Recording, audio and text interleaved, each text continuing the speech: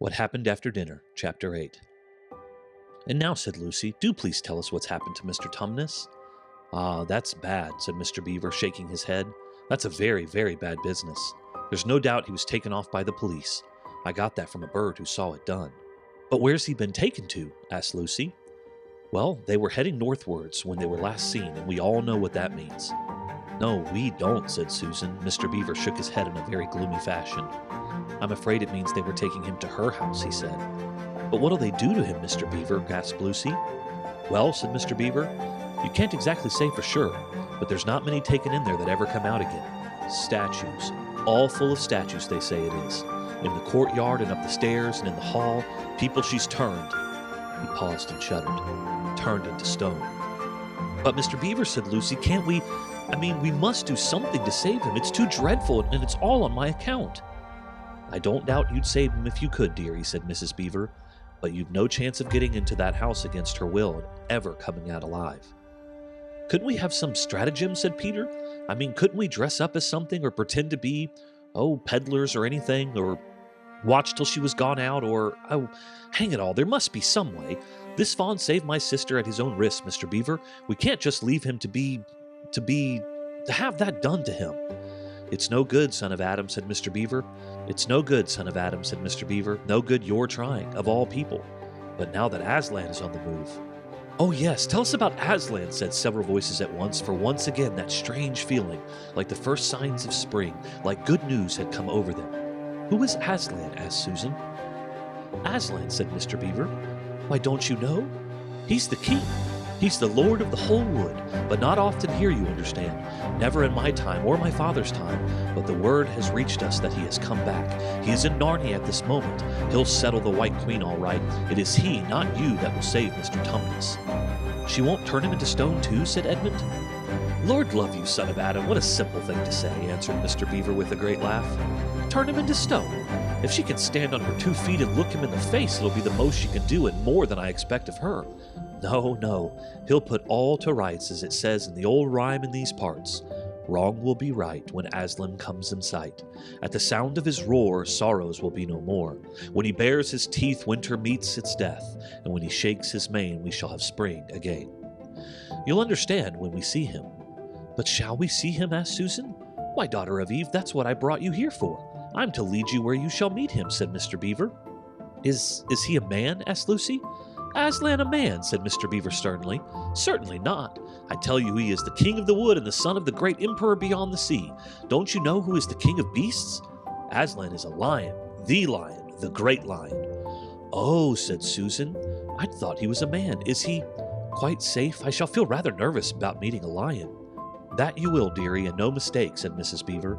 "If there's anyone who can appear before Aslan without their knees knocking, they're either braver than most or else just silly." "Then he isn't safe?" said Lucy.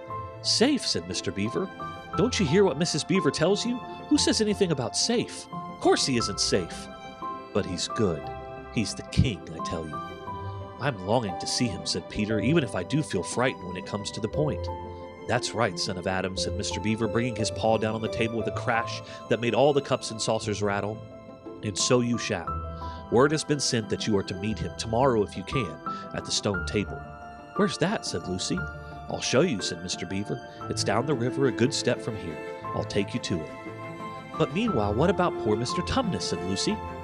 "The quickest way you can help him is by going to meet Aslan," said Mr. Beaver.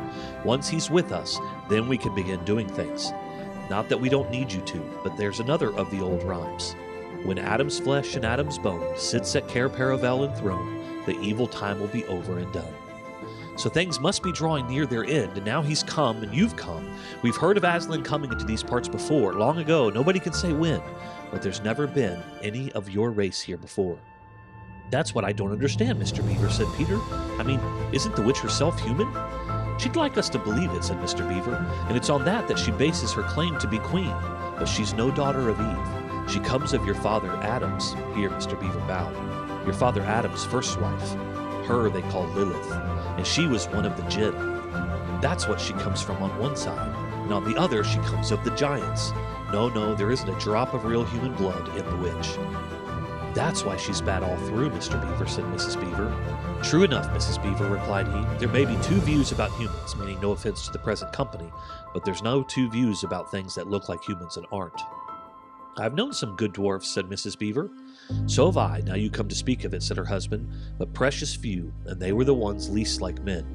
But in general, take my advice, when you meet anything that's going to be human and isn't yet, or used to be human once and isn't now, or ought to be human and isn't, you keep your eyes on it and feel for your hatchet. And that's why the witch is always on the lookout for any humans in Narnia.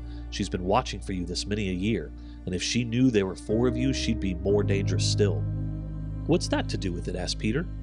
Because of another prophecy, said Mr. Beaver. Down at Cair Paravel, that's the castle on the sea coast down on the mouth of this river, which ought to be the capital of the whole country if all was as it should be. Down at Cair Paravel there are 4 thrones, and it's a saying in Narnia time out of mind, that when 2 sons of Adam and 2 daughters of Eve sit on these 4 thrones, then it will be the end not only of the White Witch's reign, but of her life. And that is why we have to be cautious as we came along, for if she knew about you 4, your lives wouldn't be worth a shake of my whiskers. All the children had been attending so hard to what Mr. Beaver was telling them that they had noticed nothing else for a long time. Then, during the moment of silence that followed his last remark, Lucy suddenly said, I say, where's Edmund? There was a dreadful pause, and then everyone began asking, who saw him last? How long has he been missing? Is he outside? And then all rushed to the door and looked out. The snow was falling thickly and steadily. The green ice of the pool had vanished under a thick white blanket, and from the little house stood in the center of the dam you could hardly see either bank. Out they went, plunging well over their ankles into the soft new snow, and went around the house in every direction.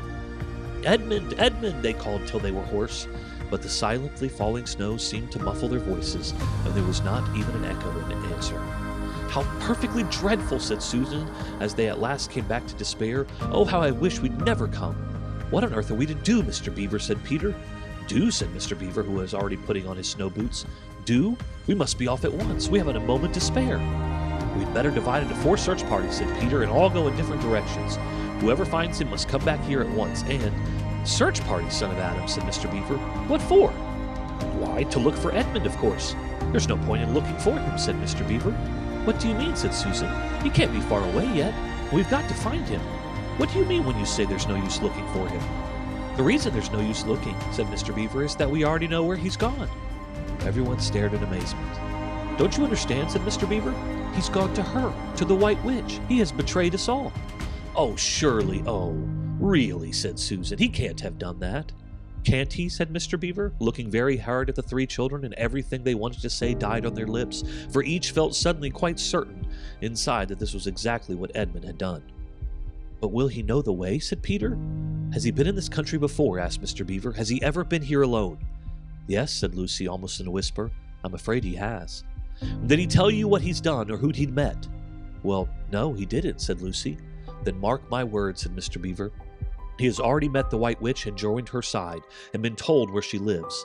I didn't like to mention it before, her he being your brother and all, but the moment I set eyes on that brother of yours, I said to myself, treacherous. He had the look of one who has been with the witch and eaten her food.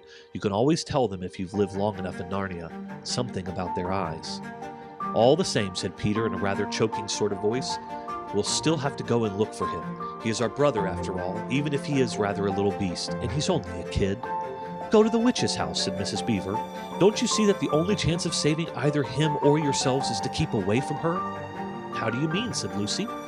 Why, all she wants is to get all 4 of you. She's thinking all the time of those 4 thrones at Cair Paravel. Once you were all 4 inside her house, her job would be done. And there'd be 4 new statues in her collection before you'd have time to speak. But she'll keep him alive as long as he's the only one she's got, because she'll want to use him as a decoy, as bait to catch the rest of you with.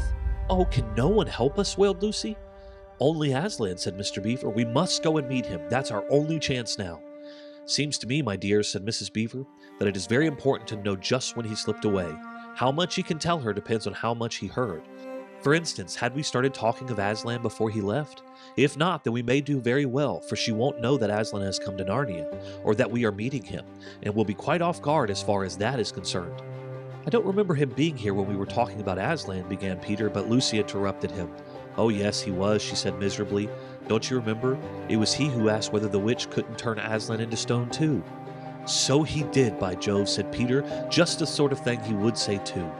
Worse and worse, said Mr. Beaver, and the next thing is this. Was he still here when I told you that place for meeting Aslan was the stone table? And of course no one knew the answer to this question. Because if he was, continued Mr. Beaver, then she'll simply sledge down in that direction to get between us and the stone table and catch us on our way down. In fact, we shall be cut off from Aslan. But that isn't what she'll do first, said Mrs. Beaver. Not if I know her. The moment that Edmund tells her that we're all here, she'll set out to catch us this very night. And if he's been gone about half an hour, she'll be here in about another 20 minutes. You're right, Mrs. Beaver, said her husband. We must all get away from here. There's not a moment to lose.